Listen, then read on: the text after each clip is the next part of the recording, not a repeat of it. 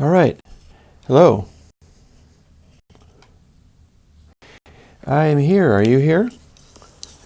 My hope is that I fixed some of the streaming problems I was having, and we'll see about that. I'm not entirely sure that's true, but more will be revealed, I guess. And I'm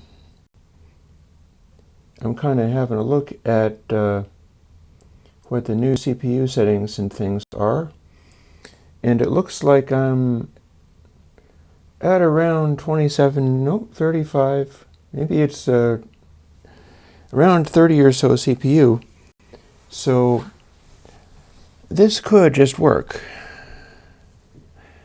Yeah, and if you were concerned about the plugin for Sunday, you should go and check the monitoring Redux threads, because that's the thing is rather than be able to put out the new plugin, I got derailed into redoing monitoring. By the way, let me know if the video and everything is all like pristine and awesome and stuff, because my hope is I've got it going really good, and I'm looking at OBS that I'm streaming from, and it looks like I have all of the things I need. Like, I could put some of them overlays and things on, but what I see on the screen seems to be decent amounts of frame rate and switch this out of my it may or may not. Wasn't supposed to do that. Watch how I have to do a reboot. Okay, let me power down for a second.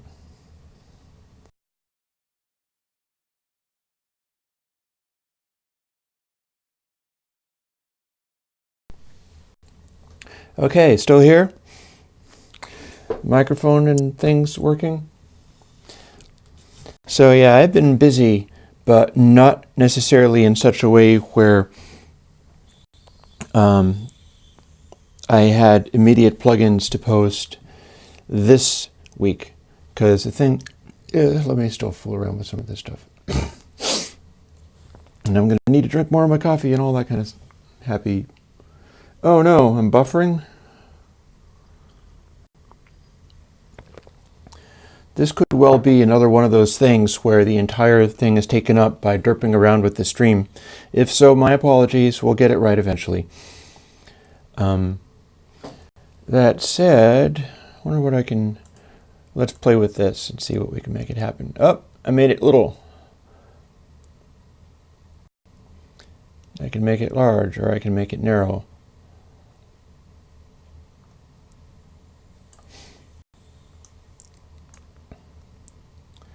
Or in theory...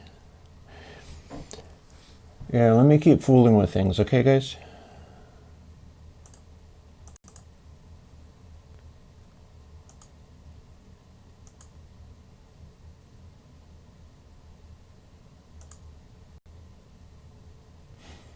Oh, hey, it can generate a shadow. What's that like? Just a little bit of a shadow. That seems nice, though. Pick is buffering. It's not buffering here. Or at least it's not buffering much here.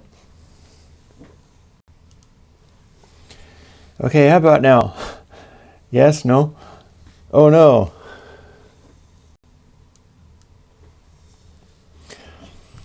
Everything is ruined forever. So, video capture device. It's 1920p, and these things are still the correct settings. Oh, there's a selection that says use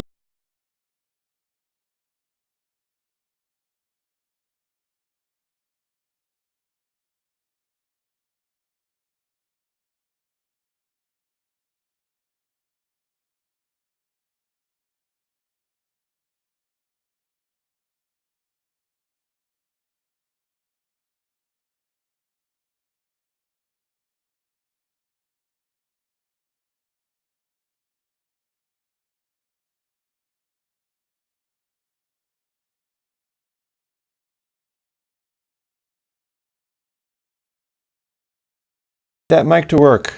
Damn it. Oh no, wait, there it is. Hey.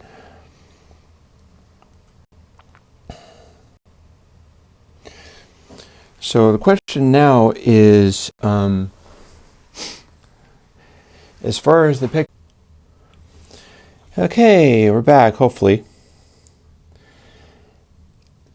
So what I've done is I have updated things a little bit, and I had to kill the stream because part of what was going wrong may well have been the settings I had on that. I had really high settings on the encoding because we're operating a different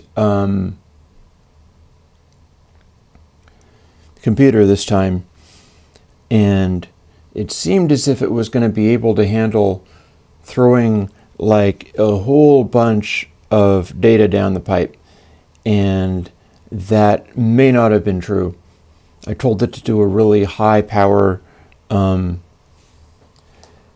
X264 encoding, and it seems like maybe that wasn't actually something it could do. Oh, that's not the correct direction.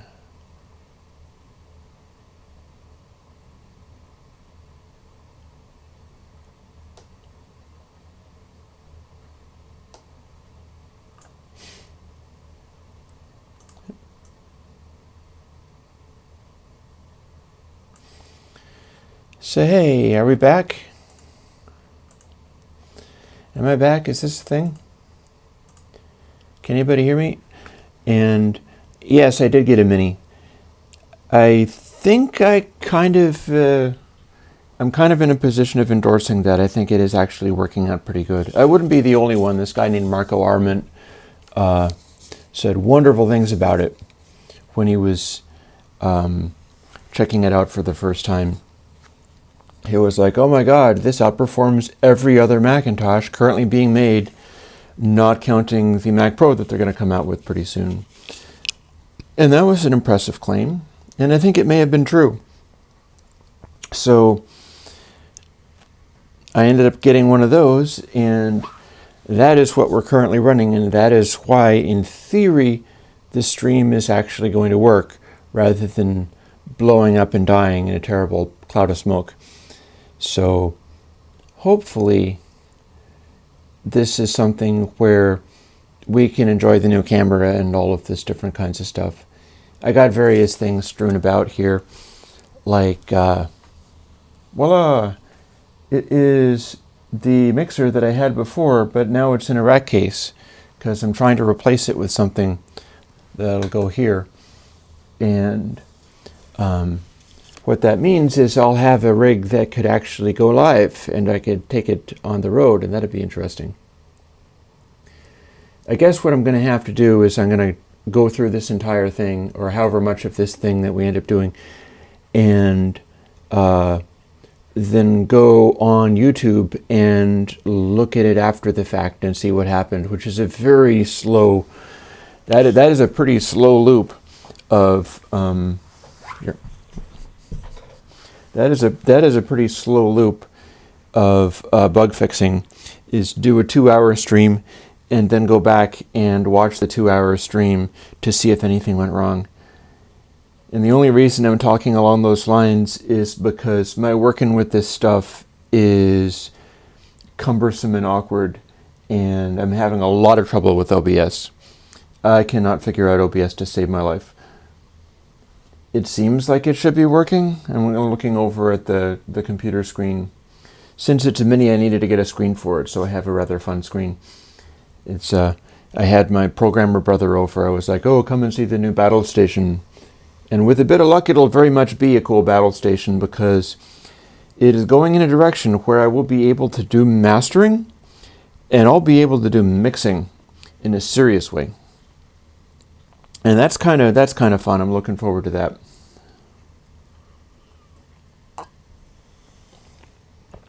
And yes, I feel as if I was not able to do it before. For all the fancy plugins and things, I did not have the facilities to do stuff like that and capture it back into analog in a professional kind of way. That's something I've been working on. Like one of the happy things I discovered was that the multi-track thing I've got, which is a Motu 16A, if I updated it, it became able to do a SPDIF optical out. And I thought I was going to have to, it might have taken me longer because I might have had to get a whole other interface or an elaborate convolution of stuff to run into my Lavry, which I've had this entire time. That's what I do the plugin development on, because the antique laptop that I build on has optical out, so I can go to the Lavry. And I'm getting another Lavry for capturing with, which might be heard as soon as this coming Tuesday, if all goes well. So I had to get the Motu to work with these things and operate properly, and that's been interesting. I'm also listening to some criticisms that I've gotten, like maybe this is a little bit more in scale for certain folks, because and Ahmed has just asked a question like 5 minutes ago. I will answer. I am hoping that since nobody is talking or complaining, that the stream is actually working now. That'd be great. I'm not sure if it's true, but that'd be great. One thing I can see is that the KB per second is peaking out at over 6,000.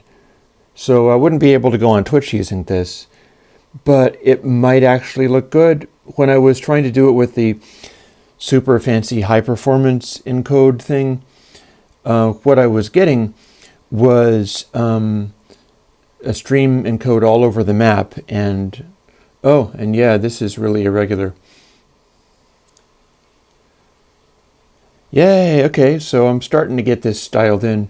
If I wanted to stay under 6K streaming, I'm going to need to fiddle with it a little bit more, but YouTube doesn't have the same requirements as Twitch does. Excuse me. I have been a little stressed, and I'm showing a certain amount of physical toll from the stuff I've been going through, but it's all good.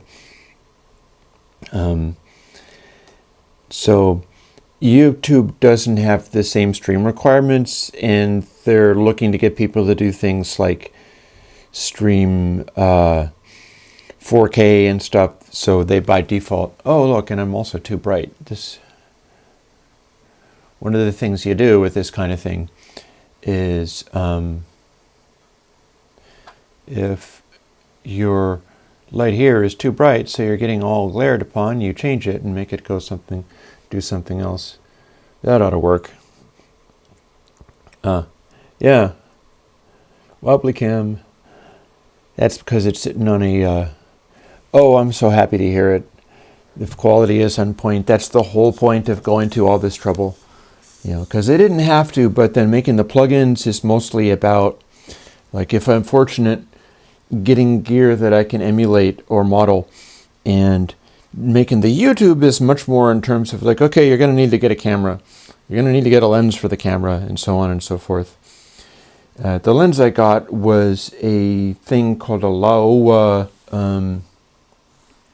It's a sort of wide-angle lens thing. It's a 7.5 millimeter, and it is all manual. There is no automated anything to it. Only thing I can automate is sort of exposure. And that is one of the reasons why last Tuesday, people were like, oh my god, the video quality sucks and is terrible. It's the combination between what I've been learning here and also the fact that the aperture was narrower, so it wasn't getting enough light, so it wasn't actually putting out 30 frames per second. But yeah, Ahmed is asking something before it completely scrolls off the screen. I should answer. What is the plugin that didn't get to see the light this week? the new DS is coming out. That's most likely going to be next Sunday. And it is, hopefully, it's been renamed to DBAS. And that should give you an idea as to what I have in mind with it, because I think I can actually claim that it is the best at this point. Oh, Pocket Verbs. I'm working on Pocket Verbs. Pocket Verbs has been waiting for some time. It is in the queue, and it's going to involve either a kind of cheap hack way of porting it, which involves a lot of sort of copy and paste type of stuff, because the way it's designed, it is insanely overcomplicated. And I have to make it run in stereo, because Pocket Verbs by default is dual mono. And I do intend to bring that out, and I can push it forwards if, my energy holds up and everything. But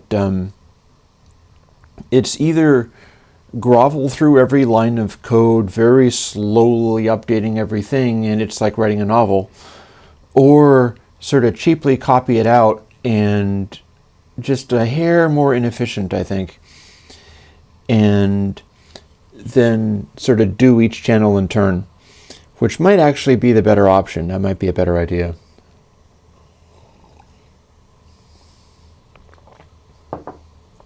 I think I might want to experiment with the streaming thing a little bit, because my concern is that even though I'm YouTube streaming, and apparently the quality is on point now, and that's good, I can see what it claims on the side, and I can put on limiting it to the streaming services requirements, and that's probably not going to change anything for YouTube. I don't think it's going to have a limit, because the YouTube thing is, they're like, oh yeah, do anything you want, do 4K, do whatever. But if I was to go to Twitch with any of this, or do anything like this that also goes to Twitch, or goes to a splitting service that can do YouTube and Twitch at the same time, and that's a possibility, seeing as I'm getting things a little more on point, I'd need to restrict the KBS a little more than it is, because it's constantly over 6,000 now, and Twitch will kick me off if I try to do that. I'm assuming YouTube isn't kicking me off because you're still here. But yeah, so the plugin that got bumped was DS. I feel as if that is coming soon. I still need to talk to the fellow with the secret plugin that is a friend of mine and whom I'm a big fan of, and I hope I can tell you about him at some point. But if it turns out that I did this plugin and I just failed, I'm going to need to put it out anyway, but I won't be able to tell you who it was. So, just forewarned. You will get it one way or another, but you may not get the full story behind it. You only get the full story behind it if he actually liked it. Otherwise, it would make him look like, I don't know, a big meanie or something. Because I think that people are going to like it anyway. It's just that this guy has it like an ear like nothing I've ever heard. So, and he's used to some pretty fancy stuff. So, we'll see. Now, let me see. I'm gonna have a look at our stuff. And yeah, I haven't fixed the camera wobbly when I lean on the desk yet. Maybe I can fix that at some time in future. Oh no, I'm the new Slate Digital. You take that back. But yeah, the hope was getting it a little bit more posh, because people are supporting me with Patreon. You should be able to get more and more as you go. And it's not always just about, more and more tiny featureless plugins that, although there is a plugin that's working right now that you're going to get pretty soon, and I'll tell you what it is. And granted, DS is going to have to come out in front of this, but this is going to be in the queue. It's going to sneak in there. The thing that I did for this particular plugin is a 2-mono plugin that's kind of special. And I am wondering whether maybe I might want to scooch this off screen and hope it doesn't do anything wrong. I'm getting no, it's not Bob. I've done work for Bob, it's not Bob. I keep looking at the big old screen there, and I'm not really quite sure what to do about that. You can't just look at yourself on screen all the time. I need to be looking at the camera. But yeah, the plugin that I wrote for this very stream and others much like it is something that I needed to deal with the fact that this is a lavalier mic, and I got a nice little lavalier mic and plug it into the camera, and that works just fine. But what it's doing is it's coming in only on the left channel. And I have tested that out, and when I plug the mic in, what happens is the right channel becomes technically nothing, but it becomes technically nothing in a way where there's still some noise in there, like the meters and things. They will show that there is noise coming through, and it's not really the signal, but it's not the internal mic of the camera, and it's basically garbage. And when you feed that to something like OBS is like, oh hey, some Tomano? And you're like, yeah, but I don't really want this stuff on the right channel that has nothing to do with what I want. It's some Tomano? Would you like to some Tomano? And I'm like, tell you what, can we do, oh, would you like to some Tomano? And I'm like, damn it, no. So you want something that'll be like, right-ho, there you go. You have only the one channel. And, you know, if it's some Tomano, it's like, would you like 3 dB down? No, the channel was exactly what I wanted. I just like it to be, no, it's not Billy Gibbons either. It is not, put it this way. I have come up with a plugin that is right-o mono and left-o mono, or right to mono or left to mono. And all it does is take the input coming in, and it'll pick whichever one you select. It is a separate plugin for each, because in some of these things like OBS, you do not have any controls, and I need to still be able to use the VSTs even if it doesn't give me controls. So this is a controlless plugin. And what it does is it'll take either left or right and just pass it straight through, but also copy it onto the other channel. So there is no pan law. It doesn't take you 3 dB down. It just behaves as if you had exactly the same microphone patched into an exactly the same channel on the other side, and it throws away the dead channel that only has noise on it and is not getting valid information. And that's what you're hearing now. If you're hearing the voice, apart from my voice being kind of sketchy, because keeping up with all of this is a bit of a string, but you probably have a wonderful, clear sense of how sketchy my voice sounds today. And I can cough for the microphone, yay. So I'll be putting that out. I think that is a useful tool. And it's not a tool that people necessarily think of, because you're like, oh, mono, okay, I'll hit the mono switch. But if you care about this kind of stuff, you're like, no, I don't want it averaged between those two, because one of those channels is literally garbage. The mic input that I'm using is giving me only the one channel, and the other channel has nothing of usefulness in it whatsoever. And why doesn't OBS or my program of whatever kind have a facility for going like, yeah, use this channel for everything? No, don't cut it back 3 dB as if you were panning it. Just copy it over. And so now you do. Or, well, not now you do, but maybe in 2 weeks or so you do. If people are really hot to get it, then I can bring it out sooner. But I need to put out the de-esser this coming week. I think that's pretty important. Oh yeah, I have done some bluesy and rock singing, so that's the kind of thing that I can even do. After enough stress, or if I go to a convention or something like that, I can start talking like Tom Waits and such, and that is a fun, rough voice to have.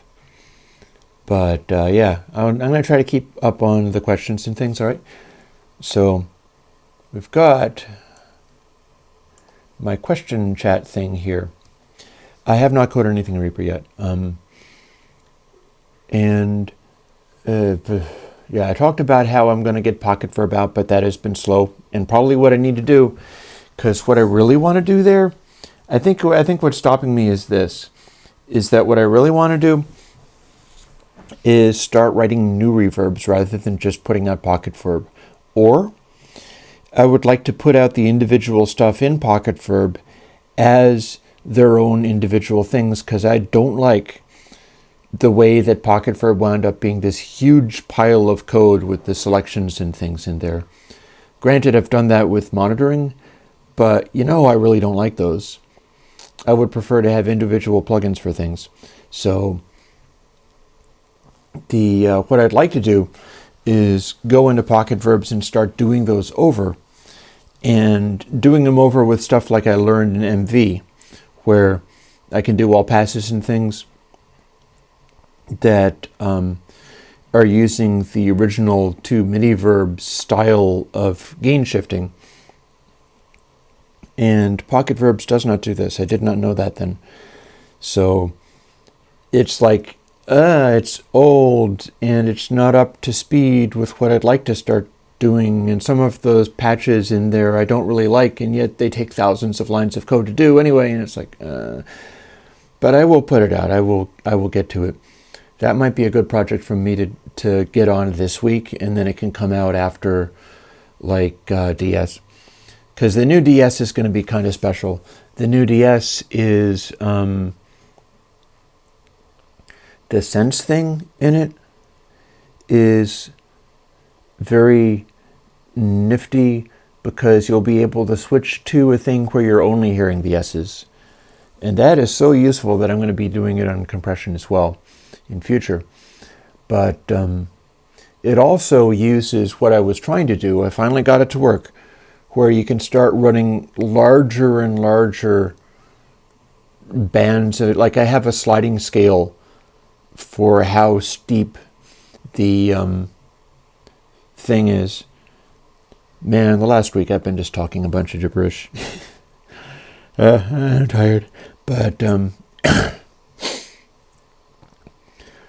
the new DS is able to do a much sharper distinction between S's and content, and you can hear it quite plainly when you run the thing and you crank the thing up. So it should very effectively deal with the problem people were having, where they were like, it's softening the sound, it's softening the voice. It can't soften the voice at all. It has to be a perfect transition between the two. And I've managed to get much more of that. And I've managed to get a sense circuit where you can monitor it more effectively. And I'm looking forward to how that works. Let me see. I'm going to need to scan around here a little bit because this stuff is getting away from me. But that's good, because that'll keep me talking rather than running out of stuff to say. Yeah, there's the Pocket Verb. Foco asked about what my opinion is on physical modeling. That will depend. That's the thing. Let me make sure. Yeah. Zeppelin is a possibility for coming through with some more stuff. I have Bonham Stories is likely to be creepy, because Bonham and Peter Grant were scary, bad people in real life. And that's not always a happy story, talking about some of that stuff. A whole bunch of the greatest classic rock musicians and industry professionals super duper need to be canceled, because when stuff was going their way, they were acting real bad. But it's tricky that way. That's always a thing that is really challenging. I feel there is this correlation between when celebrities and musicians and performers, comedians especially, seem to be subject to this. Some of the greatest ones can be super flawed, and you got to start making up your mind as to whether you can tolerate the exceptional qualities that they have, knowing how problematic they are as people.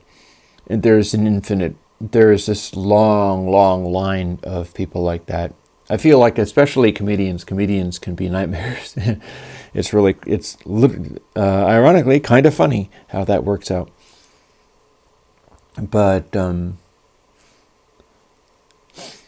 one of the things that I should probably talk about is, since I didn't have a literal plugin post coming through on YouTube and everything, I need to talk about what I did with monitoring, because monitoring was worth a whole other post. It's just that I had already done a whole other post doing monitoring Redux, and I could do a whole other post called monitoring 3Dux, but on Sunday I was pretty wiped out.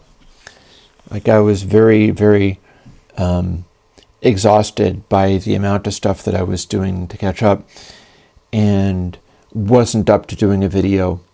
And I wasn't up to doing what I've done today, including like literally just on camera with you guys, of fixing up the streaming stuff so that it's in functioning order and is doing what it's supposed to. Since I wasn't up for doing any of that, I just posted the new version of monitoring, and you need to re-download it if you don't have the one that went up on Sunday, because there's a whole variety of stuff that I did addressing people's concerns and complaints and such. And sometimes the way that works is you come up with something and it has initial problems or somebody finds fault, and it blows up into a big social media thing, and everybody is doing nothing but gripe and complain about it.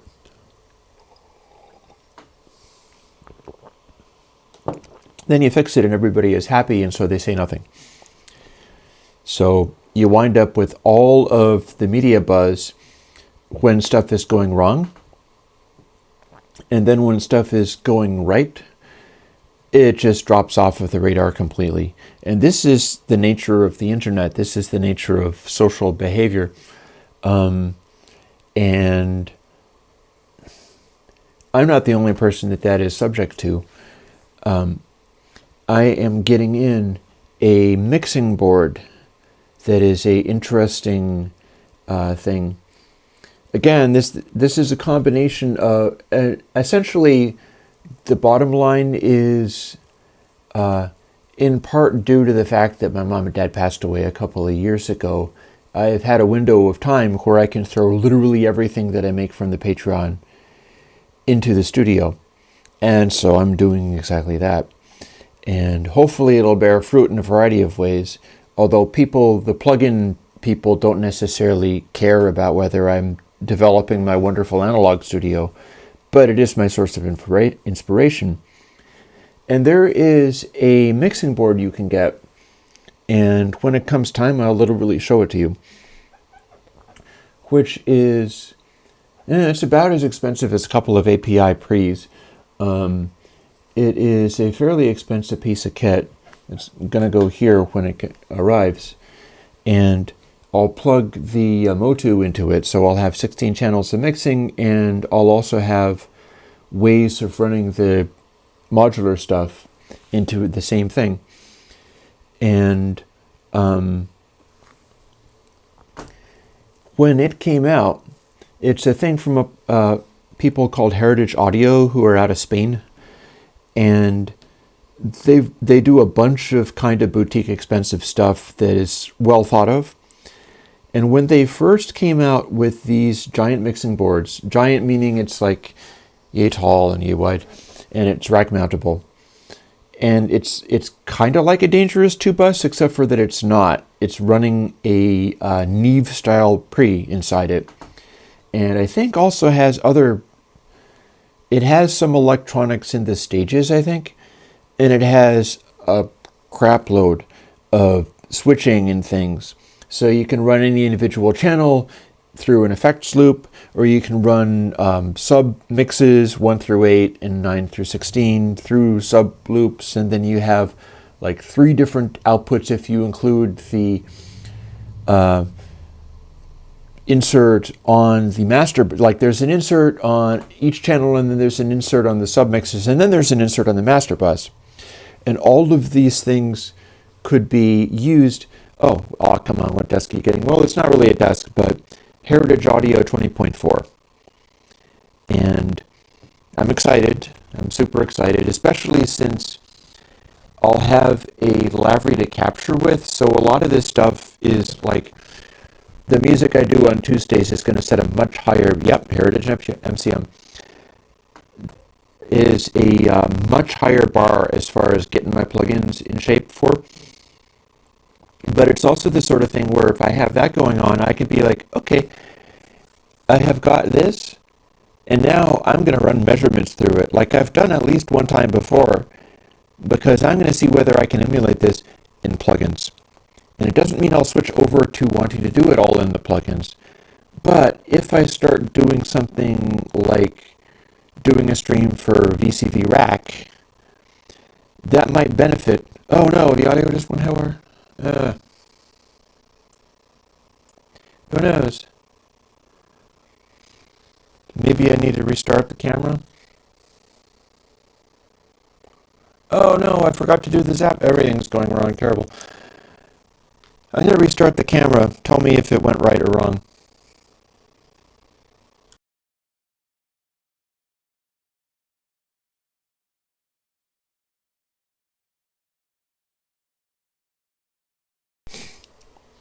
There, I'm back. Is the voice better? I can't hear the voice at all. Although I could probably run it through the little Mac Mini speakers if I wanted to try. So, dum-de-dum. Monitor and output. Feedback. Oh. Okay, that is not roboting right now. We'll call that good enough. But yeah, I mean, I needed to get a system that was able to run non-trivial VCV stuff, and that's good. And I also, No More Robot, that's actually a telephone service that I would like to look into, except for I don't think my old landline stuff can quite manage it. Sometimes I think I'll just have to reboot the camera or whatever if it goes haywire. We'll see. It's all a learning experience. At least I'm able to get stuff so that the quality of these things is on point, even if it can't hold itself together throughout an entire 2-hour stream. Also, observation. Yeah, I need to write that down.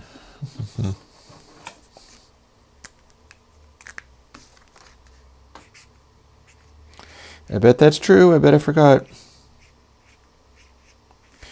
Zappa. Now, has anybody ever... Did I at least post that on the Patreon? I should have. I think I did. But the Evergreens page is missing that, so I'm going to need to do that forthwith. I suppose I could try to do it on stream, but nah. Nah, I should be talking for that. Let me see what I've been missing. So if you are on the Patreon or on the Discord, I remember I did put it on the Discord, so there is that. You will have seen about the Zappa one. If you're watching the Evergreens page on airwindows.com for some reason for it, you missed it. I'm not even sure how somebody would do that, but because I don't think even like the...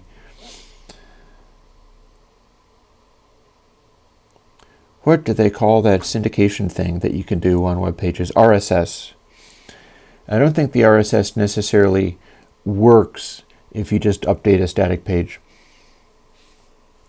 But yeah, I mean, I've been saying, oh, this is only for the Patreon, so I'll update it on the page for people's future reference.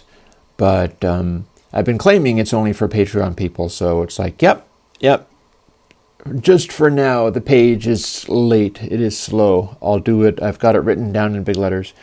I will do it once I finish this stream. Scrolling back and having a look at some other things. Yeah, I never got back to the opinion on physical modeling question. This one here. I prefer to sort of conceptually model. Like, if you're doing a thing where, like, the sound is pushing a physical membrane and the physical membrane has weight, so rather than instantly going from one thing to another, it slowly transitions to that. Well, you can do that, but it doesn't have to be a physical modeling so much as it's like a conceptual modeling. of there is a slowness to how this reacts. And when you get into full-on physical modeling, you get people like modeling actual circuits, and it's like, and this resistor causes this much background noise, and it has this bandwidth limitations, and so we're going to run through an elaborate FFT algorithm to impose the bandwidth limitations, and it starts killing the computer while losing as much as it gains from overprocessing. So physical modeling, I think, should be cut down to the most basic concepts that relate to whatever it is that you're doing. I think that's how it should be. And that's essentially what I do. Like, I'm going to be doing updates on the tape head bump stuff and the low frequency boost stuff. Stuff like BassKit, for instance, which is the most well-developed version of those things. All that could be improved a great deal by using my biquads in there, because it is modeling a kind of slowness to react and a kind of looseness in the center of the swing of the thing, but it leads to DC offset, and the biquad is good at taking care of that. So that is not specifically modeling, like the choice of what to do around that is not specifically any physical device, but it's still the correct choice for working with that kind of thing. And yeah, we're only about 45 minutes in. We'll talk about what Evergreen's thing to do next. And it should be fun, because I'll get to use like the new microphone, and that means I won't have to worry about being on mic. What I was doing before was setting up a external mic, because as you might notice, I'm not wearing the funny old Sennheiser. I'm not wearing the chicken headphones. I'm not wearing the Sennheiser 280 with the weird custom microphone, because I got a microphone that outperforms that microphone, and even though I kind of homemade that microphone, that's just fun, but I would like to outperform it where possible. And so for the Zappa one, I was using an SM58 that was also Airwindowsized. And what that meant is as soon as I moved off mic, I was just gone. So I would prefer to use this mic for it, and that'll work a little bit better. But let's keep scrolling. Ambient album, if you can find it in the list, then you can suggest it. Put anything in Reaper? Not yet. I haven't had a lot of luck there. I've been a little frustrated with some of these things because I'm getting confronted on some of this stuff, like generic plugins should show text boxes for typing stuff in Cubase. And it's like, yeah, well, Cubase offers certain things as far as making generic VST plugins. I don't know whether anybody else is able to get text boxes out of their generic plugins, or when you switch it to generic mode, get that working. If they do, I don't know how, and it's not in Steinberg's example code. And I'm running off of the Steinberg code, so I don't know what to tell you when Steinberg doesn't support that. It's like, well, it's their code, it's their format. If they don't want to support it, or if they're trying to penalize it or punish it, there's not a lot I can do about that. I'm at the mercy of it. But then maybe everybody else knows stuff that I don't, and they know how to engage the thing. There's a little thing in the top of the code that says, I support stereo processing, I support processing in place, I support replace processing, I support 64-bit, and maybe there's I support text boxes that I need to include, but I don't know where I would find out about that. My brother would probably be able to read the interfaces, and that might be something I have to just start digging into and being like, can I make any sense of this myself? Is there something that if I was smart, I'd be able to spot it? Because, yeah, it's getting old not being able to support this thing.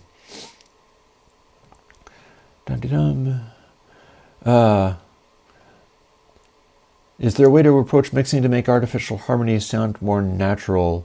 That would depend upon what you mean by more natural. That really would. Although the first thing I can think of is if it's supposed to sound like it's a crowd of people that are not equivalent to the front person, mic people about 6 foot off, mic people about 4 foot off. put the microphone farther away, do your background vocal, and it's likely to be a lot more natural sounding rather than thinking like you'd have to fake it in some way by micing people right up here for perhaps signal to noise reasons, and then using plugins to be like, but you should sound as if you're kind of a choir farther back. The easiest way to do something like that is to put a microphone and put the choir farther back. Sometimes the plug-in solution is not what you want. Sometimes you want to capture that in the raw audio, and if you run into signal to noise problems so it's harder to do that, then that's a separate concern.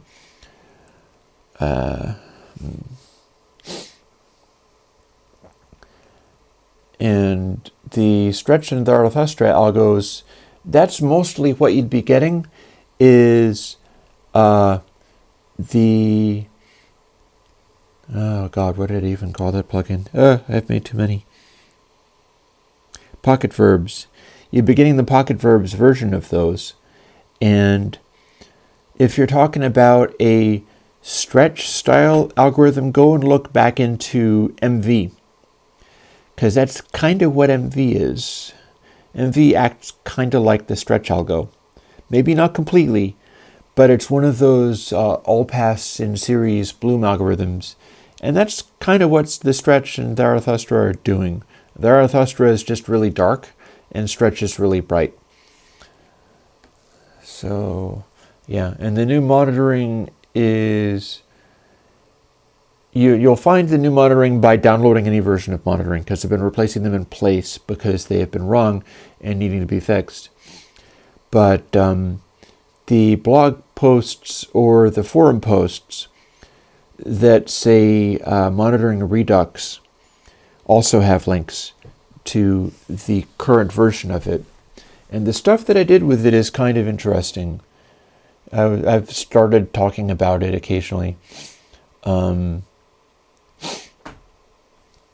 I'll get to that stuff, or unless it starts scrolling off the screen, in which I will have to keep moving. What I did to monitoring is as follows. A guy was like lighting up my thread with complaints about how it was completely failing because everybody else's crossfeed plugin was doing massive filtering on the side channel and wiping out all the low frequencies. And my reaction initially was, no, we can't do that. We can't just filter out low frequencies because it's not consistent to what you're going to hear in the mix, and you need to be able to hear what's going on. Oh, see you, Joe. And then later I realized that I was wrong about that, and here's why. If you're in an acoustic space and you have speakers and you have out-of-phase bass content below a certain frequency, what the one speaker puts in and the other speaker pulls out is just going to be pressurizing the room, meaning that it will never get to your ears.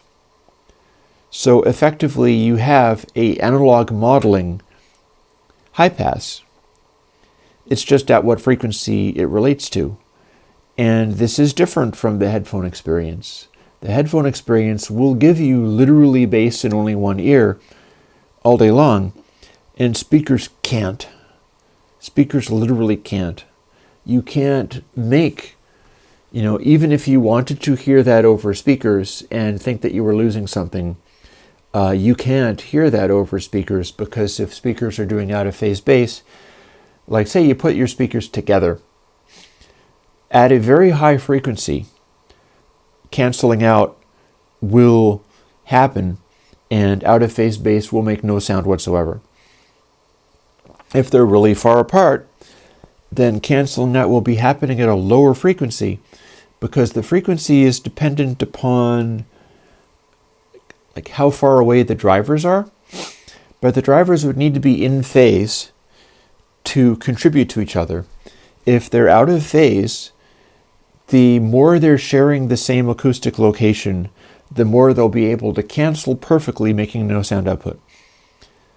So with anybody's speakers, even if they're like 8 feet apart, which is kind of wide for most near fields, there's going to be low frequencies where out-of-phase content simply cannot make a noise. And that's not even counting how with speakers, often low frequency content will run out of steam and you won't get any. So it turned out that the cross feed concerns of having lows get filtered, that was a completely legitimate concern, and I was wrong to doubt it. And then when I started fooling around with it, I was like, oh my God, that sounds much better. And it did. And the same fellow had also complained about how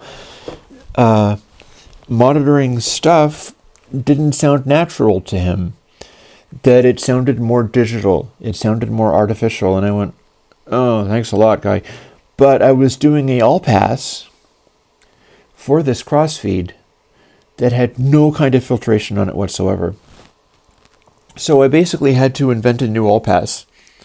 And it turned out to be simpler than I thought. I wanted it to be a lot more, like my original all pass is more sophisticated.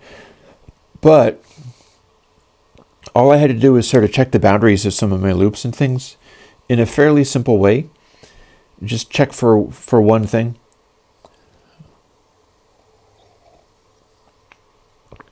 You're going to have to explain what delta means.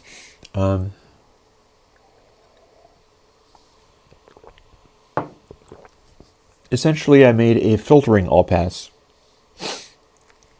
I made an all pass where it is average, and it's still hanging on to the same stuff that I did from bringing it from MV, where I wanted it to do the bit shift gain things, and I was still able to do that because I was able to do multiplies by 0.25 rather than 0.5.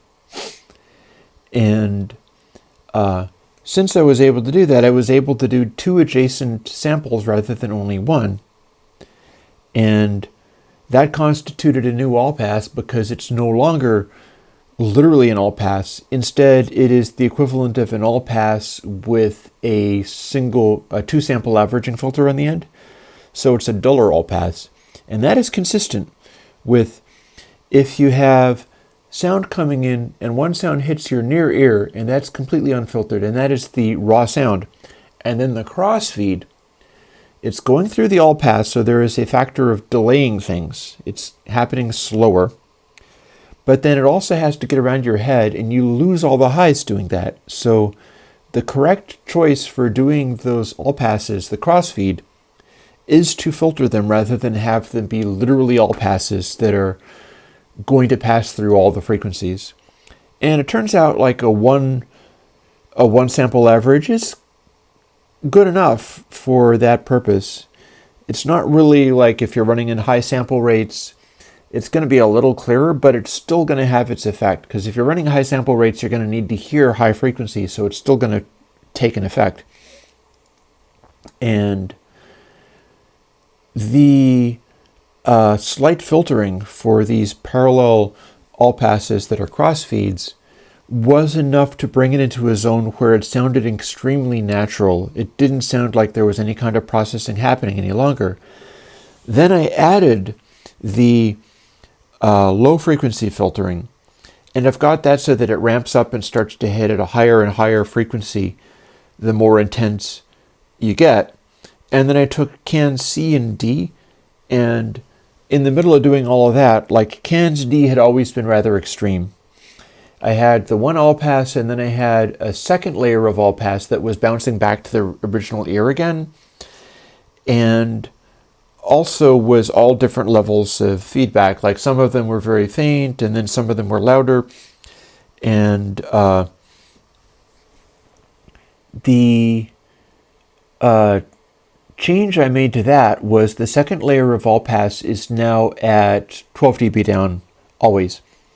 Like the second layer of all pass is always a 0.25 volume increment, and it stretches stuff a little bit more, but it seemed like that was enough to have it so that it contributed to the effect, but it didn't really sound like anything.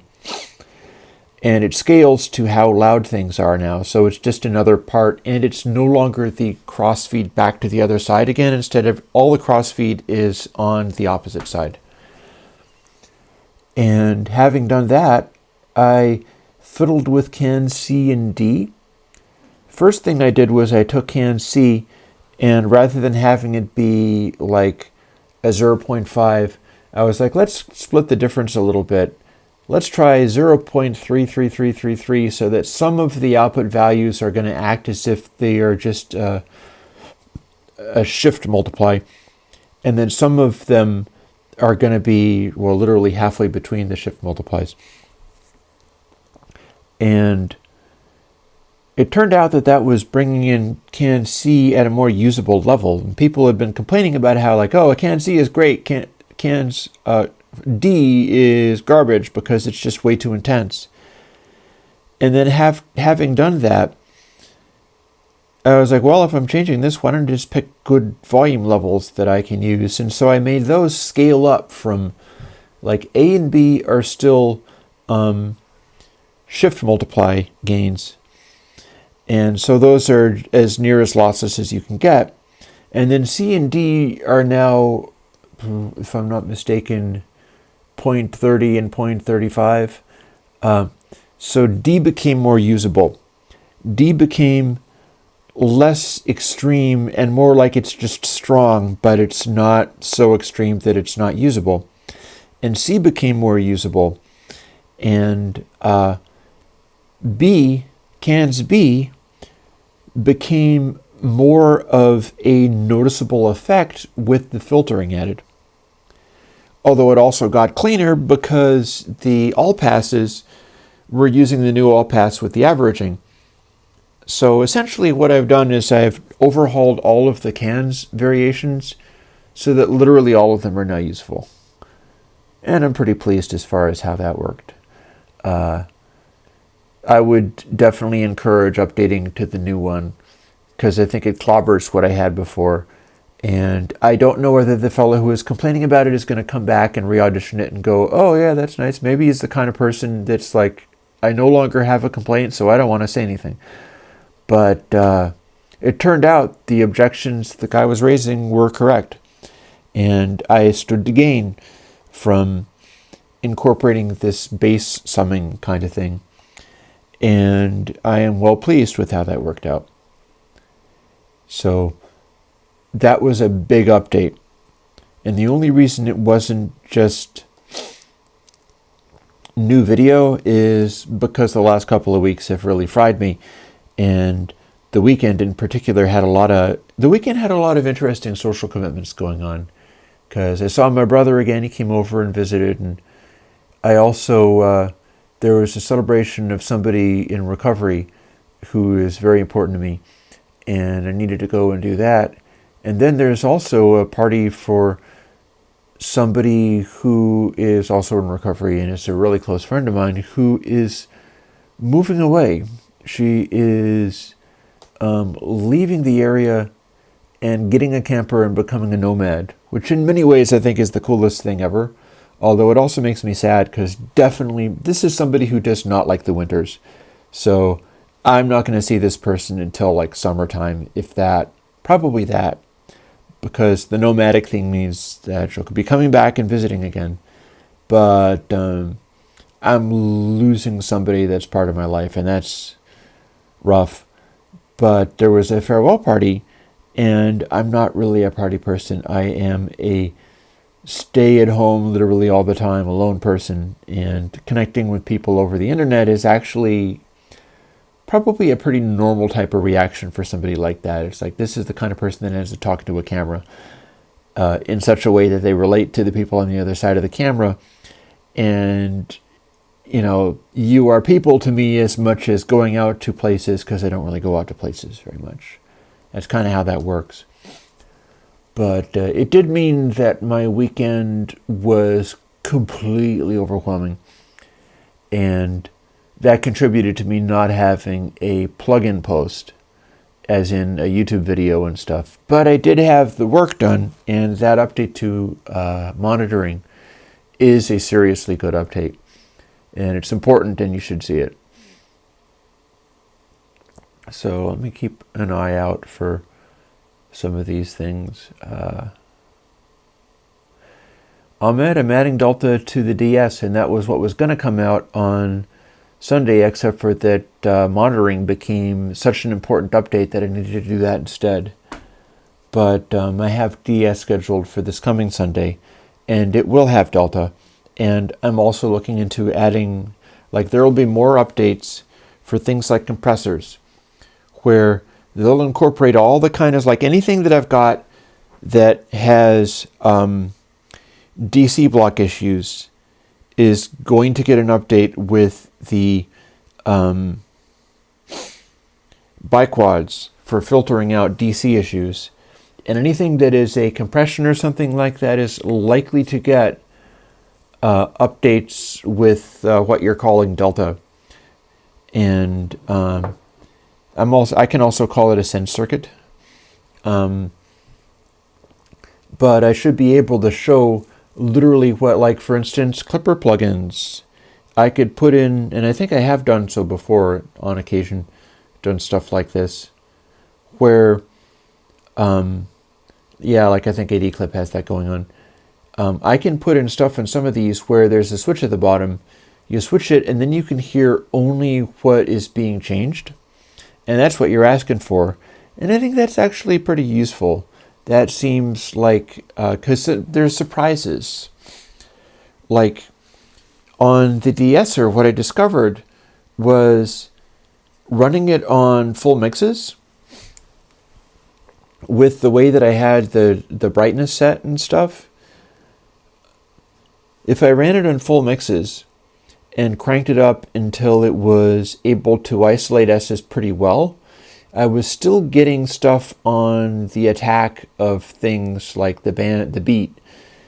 And what was happening was this low frequency stuff was coming through, and it didn't really sound like drums or anything, but I was getting a really full range reaction out of that and the S's. Like, there's nothing but the S's and the attack of the beat of the full mix. That wasn't sounding like an attack at all, but it was sounding like low frequency stuff. And that told me that using this particular de-esser on the full mix was also going to affect stuff like that, even when you cranked it up. Because honestly, you're not really supposed to run the DS on your actual mix. It's going to affect things like cymbals and such, and it's going to affect things like attack transients, and that's what happens. And if you have the delta calculation, that stuff becomes super obvious, and super obvious is always useful and good. Like, being able to hear what it is way more useful than an indicator light. So that becomes a very appropriate move for me in Airwindows as far as updating the plugins, is giving these features where you get more than just, what GUIs offer you.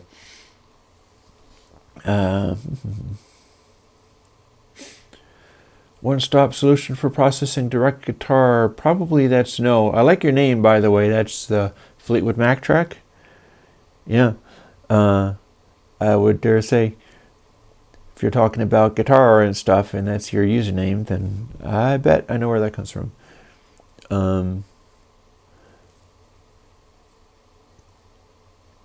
One-stop solution for processing direct guitar is probably not going to happen from me. One-stop solutions in general don't come from me. Like, one-function solutions do. One-stop solutions almost always not. Because in a way, your DAW is your one-stop solution. You need to be able to pick out different processing units with that and not pick out the processing units that are going to be useless to you. So I'm much more inclined to do the one-function solution. The one-stop solution almost always means, yeah, there's a switch for everything and there's a knob for everything, and it's completely daunting when you look at it. And I don't like doing those at all.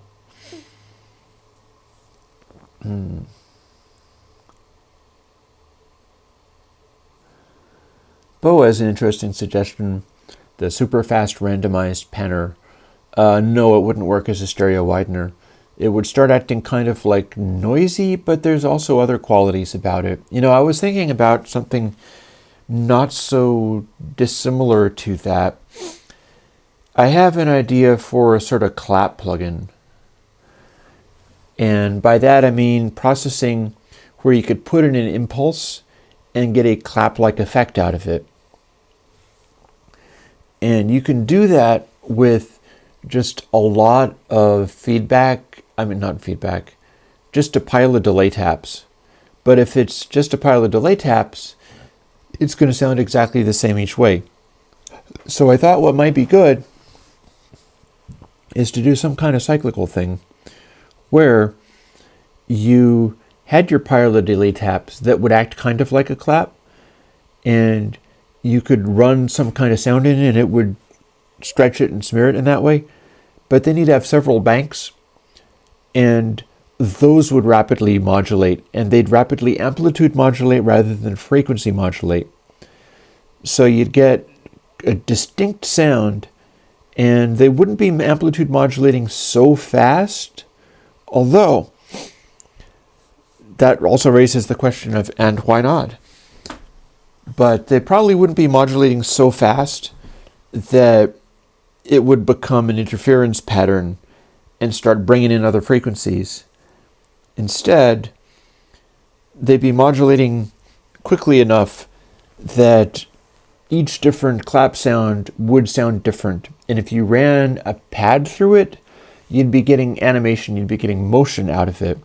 But there wouldn't actually be any frequency modulation of any of it. Instead, just little,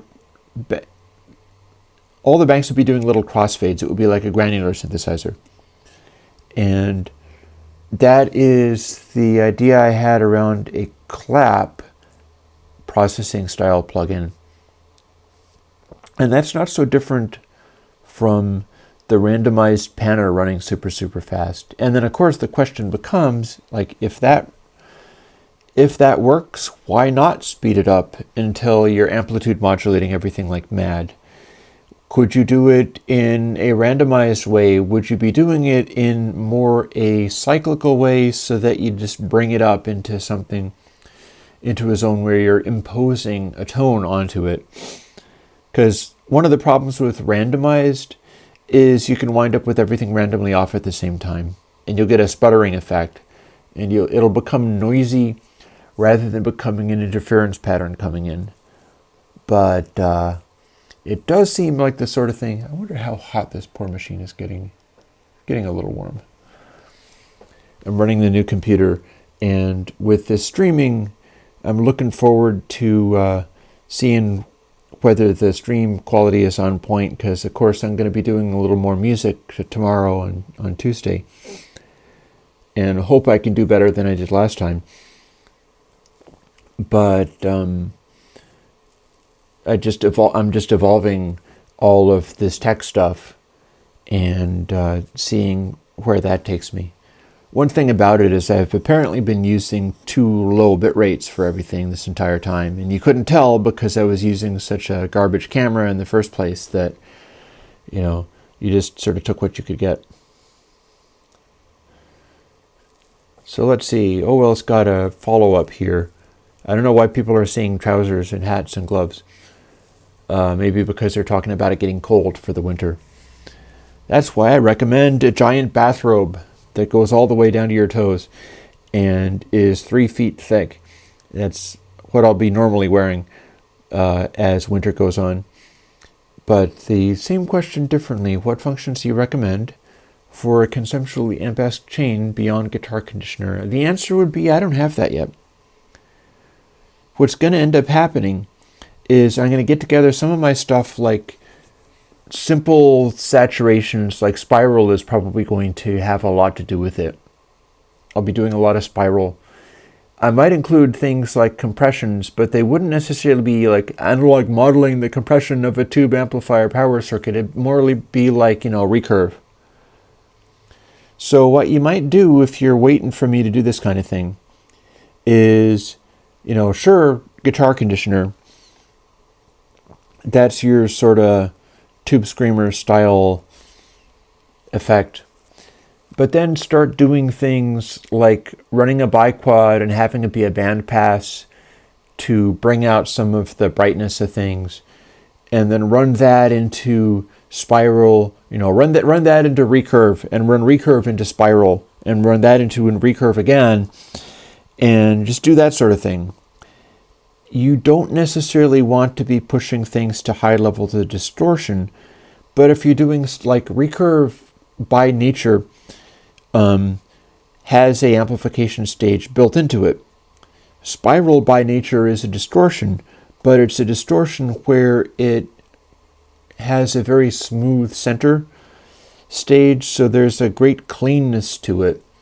And these are the things that you'd be using, and that I would be using, for making that kind of composite guitar ampy kind of thing.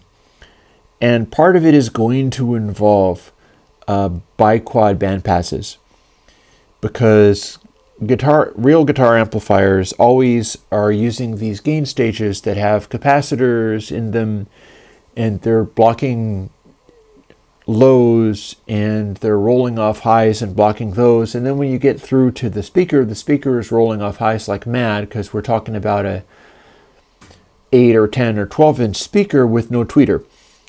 And that is always going to cut out lots of highs, to the point where any plugin that I make to that effect could well involve like biquad, a dedicated biquad that was doing a resonant low pass, because I can make the roll off reasonably steep, and the resonance I can set in a sort of high mid-range zone where you're never going to want it to be like, you're not going to get as high as 10K. You're probably not even going to get up to 6 to 8K. Instead, you're going to be setting the biquad in such a way where it'll be whacking everything above a certain point. It won't necessarily have a brick wall type behavior though, because real speakers don't. Real speakers, if you mic them directly on axis, you're still going to be getting a certain degree of super bright if you mic right at the voice coil. But step back from it a little bit, and that just blends with the overall speaker's contribution. So the filtration you want isn't necessarily going to be a brick wall filter, but it may very well have a little bit of resonance on it. That's also something you can do with biquad. We can steepen the resonance so that it's bringing a little bit of a presence peak, and that's pretty consistent with what analog modeling will often do. You'll often find with analog devices that if you've got something and it goes to a presence peak, that's pretty much where it gives up and starts rolling off after that. You can see that in microphone things. Like this microphone here is one where you can stick little additional heads on it, and I could hype up 10K a little bit on this mic by putting a different little cap on it. And when you do that, you get the hype up area. Then it starts rolling off after that, which is essentially what the biquad does, which is essentially what any kind of filter of that nature does. So you just set it up to do the same thing, and you say, there's my analog modeling. It's not complicated the way that is, but it would do the job. So that's, if you needed to try to get ahead of me and start doing this sort of guitar modeling that I would be doing for a plugin, and it wouldn't be a one-stop shop, it would be a specific Airwindows style, run your guitar, your direct guitar, and have it acting kind of like a real amp through your mix. That would involve doing things like, say, recurve for a little bit of compression just to get things a little bit more lively, and spiral for distortion. I probably wouldn't be doing anything that had lots of distortion. It would all be like essentially clean amps, but even clean amps distort a lot by, technical standards. And then it becomes just a matter of like different filters and things. And you might want like cabinet thump, so you bring up a little bit of, bring a biquad in and have it be mostly dry, but then you've got a bit of a band pass in there, and the lows are being brought out.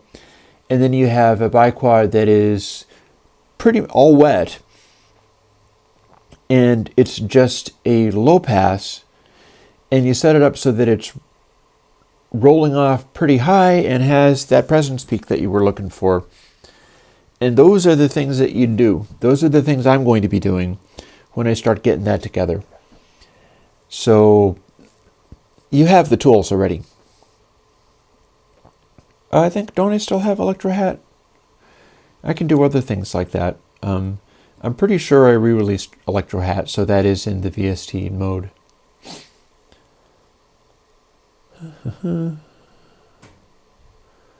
Coding in Reaper. I don't know the language of Reaper, so good on you, Bo, for figuring that stuff out. There's somebody who's been asking me for throwing a pile of ideas at me on Gear Sluts, and I haven't responded very much because it gets overwhelming that way.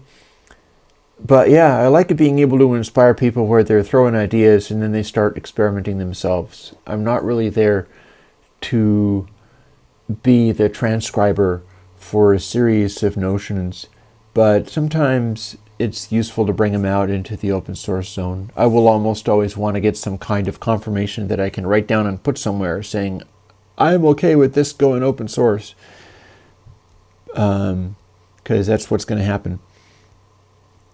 And Malik, oh yeah, thank you for the love and respect. Being a UI designer does not help me at all. It does not. The problem I'm having with graphics is not UI design, and it's not being a graphics designer. Back in the day, I did plugins that were called mastering tools in a program called Real Basic, and I had my visual style worked out back then. That part is not a problem. Believe me, I'd be able to come up with a visual style that would work, and it would be Airwindowsy, and it would fit. And it would incorporate things like visuals that were actually useful. It's not a designer problem. It is a tech problem of not being able to do the GUI layer.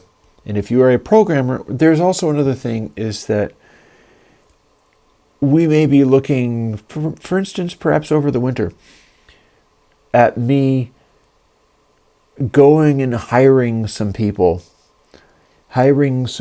to do this stuff for me and open source it with me, so that I have a GUI layer.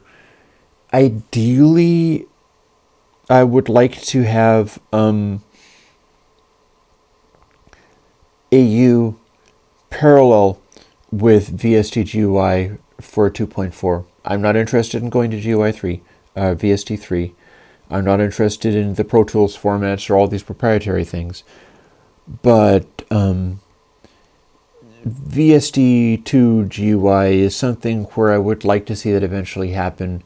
I would like to also include AU in that, but it all has to build in Snow Leopard. It all has to build in Mac OS X 10.68. And on Windows 7 for that matter. And on some old version. The thing is, if it'll build on the Mac VST, it's likely to just cross-compile and immediately build on the Windows and Linux VSTs as well, because the code that they made for that kind of stuff seems to not lean too much on, I'm certainly the generic stuff. It's literally the same code for each platform, and that's what I'm looking to see happen. So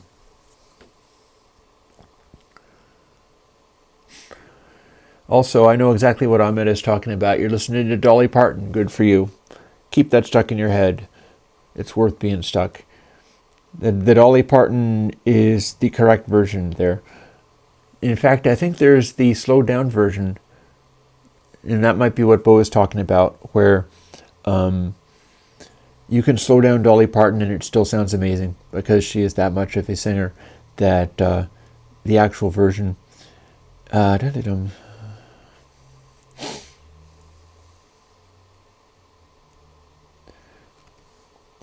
And yep, the building blocks are what I would be working with for making a plugin to do guitar sounds.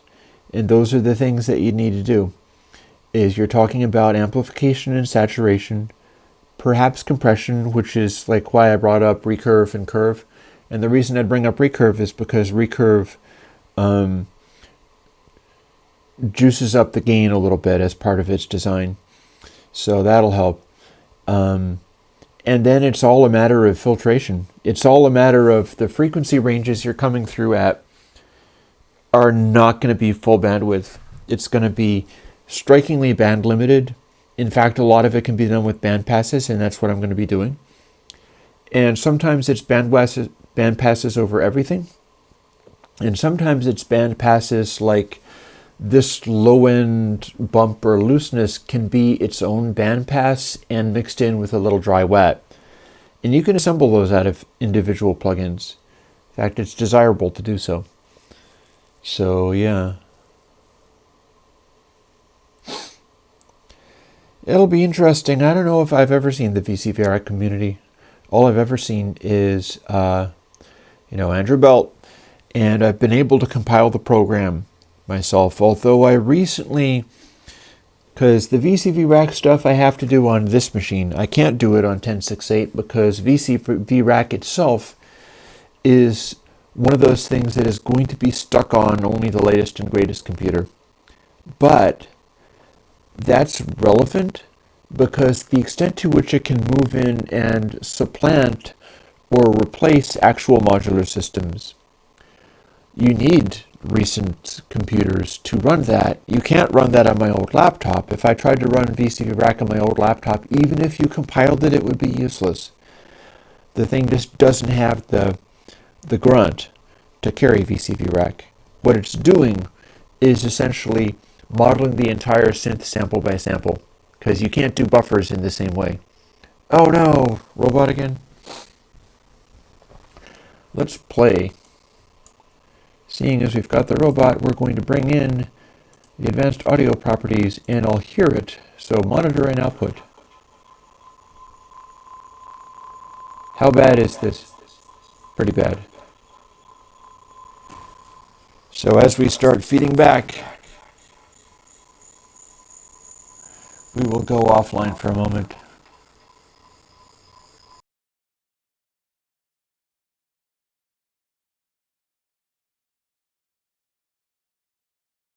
And here we are. And that should have fixed that. I honestly don't know why it's losing itself. Oh, do the robot dance? I'm not sure if I'm good at doing robot dances. I'd like to be. That stuff is cool. So yeah, I don't know about the VCVRAC community. Hopefully if it's a bunch of open source people, at least they can relate to what I'm doing. But they're not going to be doing my plugins for me or anything like that, so I'll still need to do all the work myself. Fortunately, I'm willing to work. There is that. Now, a plugin horizon in terms of releases, I don't know why you would get the idea that I'm reducing the frequency there, because I've been stuck on doing a plugin a week since forever, and there's enough new stuff and updated stuff coming out that essentially I'm mostly just not increasing. Like if I have lots of stuff to do, for instance, like, oh, now I have to redo my compressors and they involve the sense circuit, or what Ahmed is calling Delta, and you get to listen to just the Delta thing, that becomes an update and that becomes a separate plugin release, and those come out once a week. So that can keep me moving, and that's the only time I've ever seen by anybody. Although I will say that the YouTube has gotten to 3,000 subscribers. Yay! Which is a bit of a landmark. They're not going to send me any kind of reward. They only care about people with 300,000 subscribers, not 3,000 subscribers. But it's still, I made it to that point, so that's kind of cool. And yeah, since I only get to post in forums and things when I literally have a new plugin coming out with its little video and everything, that's what I do. And if you get the feeling that I've reduced the frequency because I missed 1 week, that's happened occasionally before, because putting out a new plugin literally every week with video and everything is pretty demanding. That's one of the reasons I get a little burnt. I try to make it a smooth enough flow that it's not going to wear me out. And so I wouldn't call it reducing a frequency. I feel like that is just maintaining my continued engagement with people on a week-by-week basis in a way that forums and things will accept. Because if I started to put, oh no, Foco, are you telling me that I've started losing the mic again? Oh no. Tell me if the mic needs to be rebooted again. I'll just keep turning this camera on and off until it works and behaves itself. I don't know what's making it do that. Maybe I can learn what happened, because this is a normal vlogger camera and this is a normal vlogger microphone, so maybe they just want me to have the more expensive thingy. It shouldn't be crackling. I think probably if I plug it and unplug it, it'll just kill something or die, and that'd be terrible. Let's find out. Unplug and plug.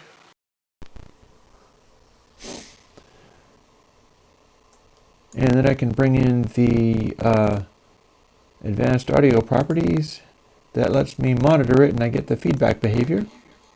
And yeah, little problem.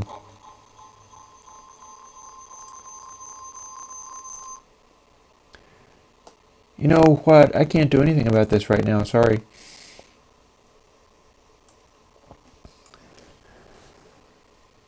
I can turn the camera on and off. If it starts start telling me if it starts robot voicing like mad, and I'll just bounce the camera every time it causes a problem. And I am using Firefox to do this. Maybe that's part of my problem there. I don't know. Oh no! Do we lose entirely? We're going to bounce the camera once more.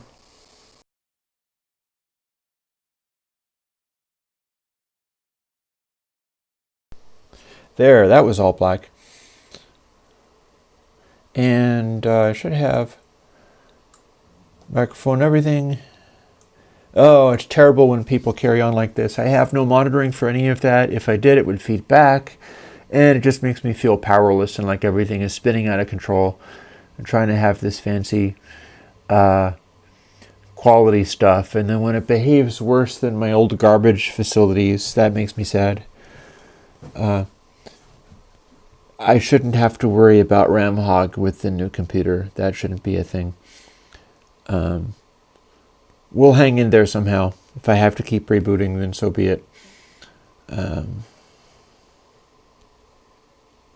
There's a mind meld mixer that just came out.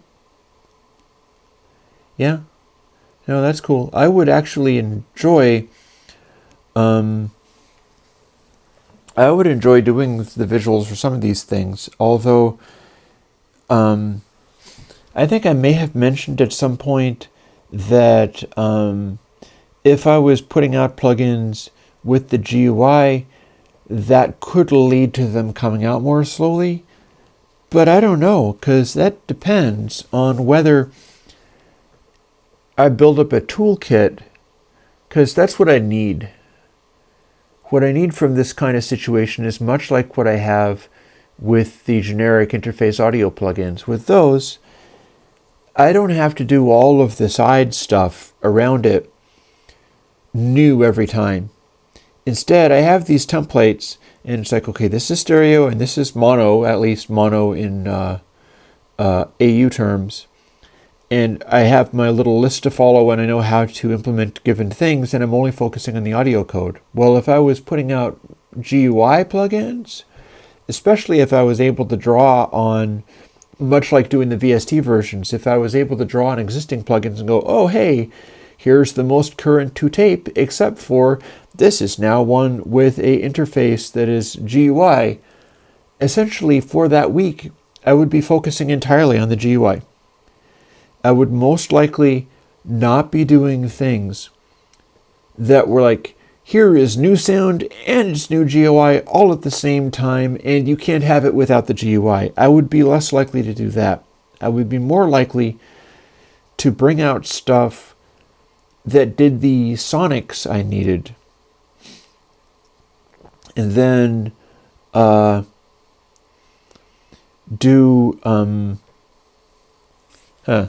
You're talking about Firefox eating up RAM, huh? Well, I do have activity monitors and things, so I'm curious now. Let's see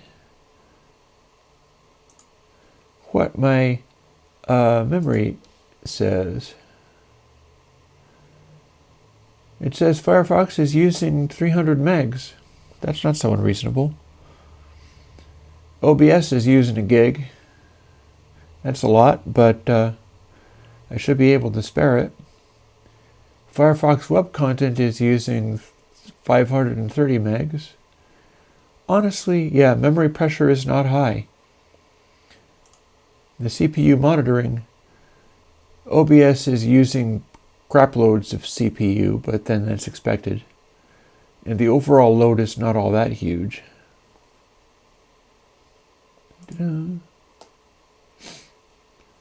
Yeah, mostly all of this is hanging in there and not being too big of a problem. I don't need an activity monitor hanging out. Oh, interesting. Bo has a conspiratorial reference. I would not be surprised. I would so not be surprised if YouTube, which is run by Google, which makes Chrome, intentionally started screwing up people's things. So, yeah. That would be, interesting. Well, let me know if it does start crackling again. It's 12:35, so in theory I got another 25 minutes if my battery holds up. I can't fold out the little screen on the camera that'll show me whether the battery is holding up, because if I fold out the little screen, the display goes insane. And that's bad, so I have to leave that alone. But last time the battery held up, so odds are the battery's going to hold up this time too. I still think it might be nice to get wall power for the camera, but I don't yet. So I'm dependent upon the battery that is supposed to be darn good and last for a really long time, and we're doing this entire stream based on that. Which makes me wonder, if I did get the wall power battery pack, then that could possibly introduce hum or noise for me, because recording stuff and using batteries for your audio circuitry sometimes is a good thing.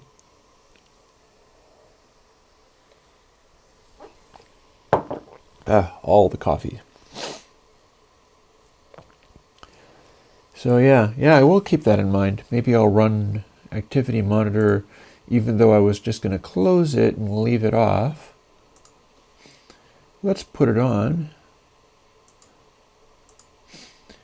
and leave it there just so that I can see if any mischief starts happening. It's probably not CPU either. That seems fairly consistent. So I will have an eye about that. If I start getting a big pile of crackling, then we can see whether the activity monitor is telling me anything. These are the researches that one does. So yeah. You know, and it's possible I would start using Chrome again, assuming I was able to line up plugins or extensions and things that got into shape. Because the reason I stopped using it was because it was a wreck. It started crunching a lot of CPU on my somewhat older computer, and that's not necessarily still the case, but that's why I switched. Is it started becoming unreliable for me, and I didn't trust that they were going to fix that for me. And the conditions for that change periodically when you start doing things like, oh, now I'm running a Mac Mini, now I'm running on Mojave. And when the conditions change underneath whatever browser it is, sometimes all of that will sort of evolve and shift. And it becomes a new thing that is able to perform in the way that you need. So yeah, I'll bear that in mind. Because here's the thing. I respect the concerns of things like, oh, evil corporation, they should be boycotted, you should not use Chrome because they're taking over everything. At the same time, there are things that need to not be left just to consumer choice. That is, I'm getting into a sort of political tip here, so we'll forgive that hopefully. But there are things that need to not be like, oh, consumer choice should fix this problem, because it won't. It absolutely won't. And as such, sometimes you're just riding a wave. You're riding the wave of the evilness because they're doing something that you can kind of piggyback on. And I'll tell you one of those things. I have this phone. I have an iPhone. And it's not the newest. I actually inherited it from my mom a couple of years back. But I do have an iPhone. And I switched my phone service over from, I think it was T-Mobile, to Google Fi, because Google Fi was the only place that was willing and able to set me up with a phone service that was kind of like a flat rate, but was paying attention. It was billing me by how much I used, because usually what I'm going to do is the phone's going to like sit in a desk drawer or something.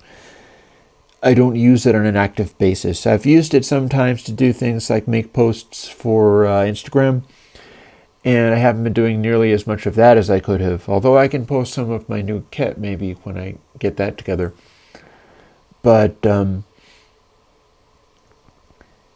the thing that Google Fi is doing is trying to kill all of the other telephone companies. Like, they're trying to get rid of AT&T and Verizon and T-Mobile by piggybacking on their networks and undercutting everybody with the amount of money that they have stored up. And this is like an evil anti-competitive thing, but on the other hand, the phone companies being competitive have done me no good. There was nowhere that I could go that wasn't going to charge me like $60 a month just for, it's like, oh, you're going to want unlimited data and we're going to bill you as if you're using that. And I was like, no, can I have just a prepaid kind of thing? Okay, as long as it doesn't have data. And I'm like, And Google Fi was able to put together a thing, unless they change it, which they could, that was like, yeah, $20 a month and then pay for what you use. And no special things, no extra fees and stuff. Nope, it's going to be that. And that was what they were doing. And I was like, this fits my needs. This fits my needs super well. I could actually maintain a working cell phone service doing that. And it wouldn't just be like nomming $70 a month out of me. And so that's what I've been doing, and I barely touch the data stuff, and so my bill is like $20 a month, thereabouts, $23 or something like that. And that suits me just fine, but it's Google. So I'm participating in Google's attempt to kill the other cell phone people, because in so doing, they are setting up a situation that I'm kind of piggybacking on and riding. And by the same token, I could stick with Firefox on the basis of like, oh, Google Chrome, it's evil, they're going to ruin the net. And it's like, well, but all of these companies have already ruined the net. And they're already killing everything.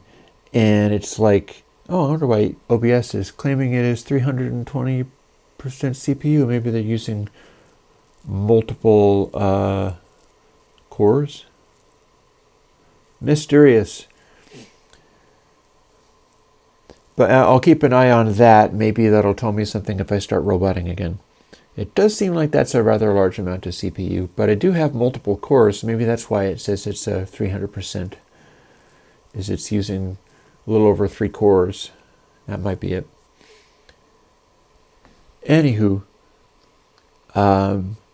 so yeah, if using Firefox is a big problem for me being able to stream, while also having web content on my stream, then the obvious thing for me to do is just roll over and go, I cannot compete with all of this stuff. So what I have to do is pick what giant elephant to align with as they trample the landscape and try to do what area I've got that is not part of this trampling process.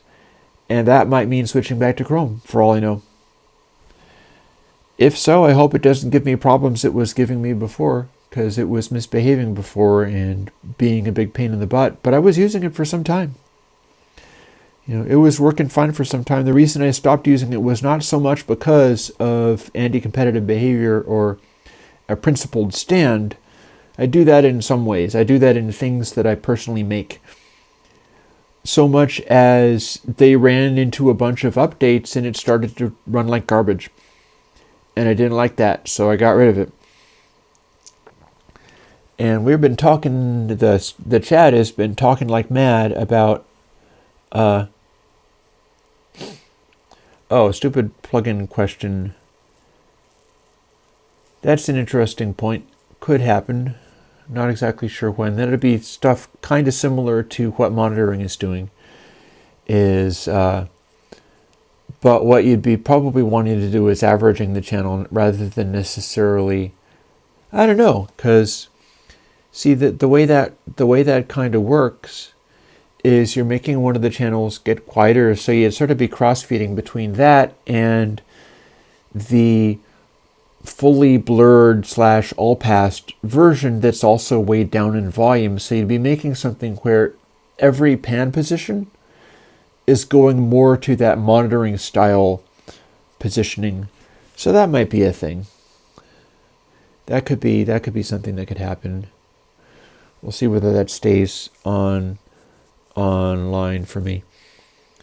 Again, I have already put off DS once. I cannot continue to put off DS, so nothing is happening next week but DS. Nothing is coming out other than DS, or DBAS rather, because that is enough of an upgrade that needs to happen now.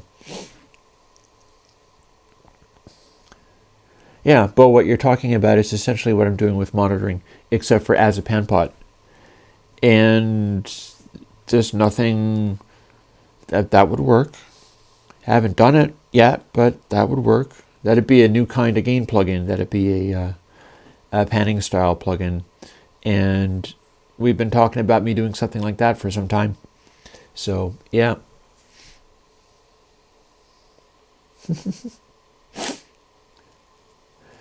I have a DVD of It Might Get Loud, and I think that it is pretty cool. Although it's interesting the way that works, because what you get is people who are like old engineer types, and they're super into Jimmy Page and like, oh, he is our deity.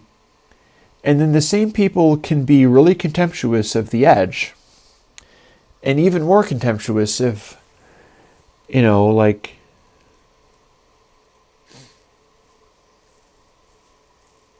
Jack Black, isn't it? Jack White Stripes. And I saw the bit in that where he is building a guitar out of like beer bottles and baling wire. And I thought that was pretty cool. I thought he got a good sound out of that. That was pretty cool stuff. And he's all in this thing like, you have to beat the guitar up. And he's showing a little kid, here, this is how you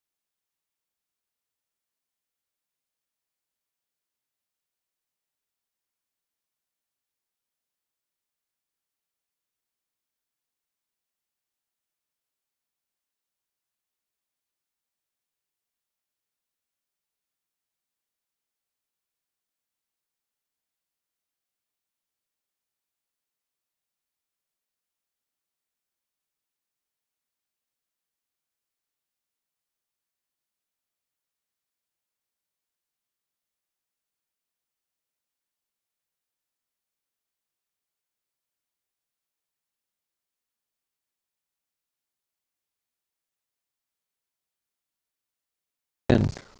Wait. Oh, there we go. Okay, audio should be back. It's making its little indications and things. I'm going to need to figure out some way where I'm not completely distracted by the size of the screen on that screen.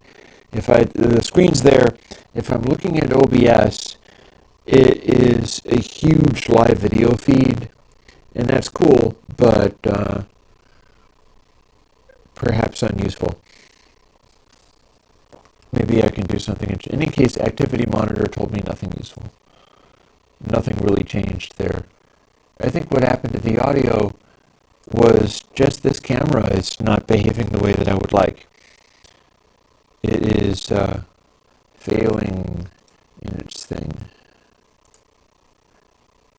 Oh, hey, I can disable the preview. That's handy. I can do that.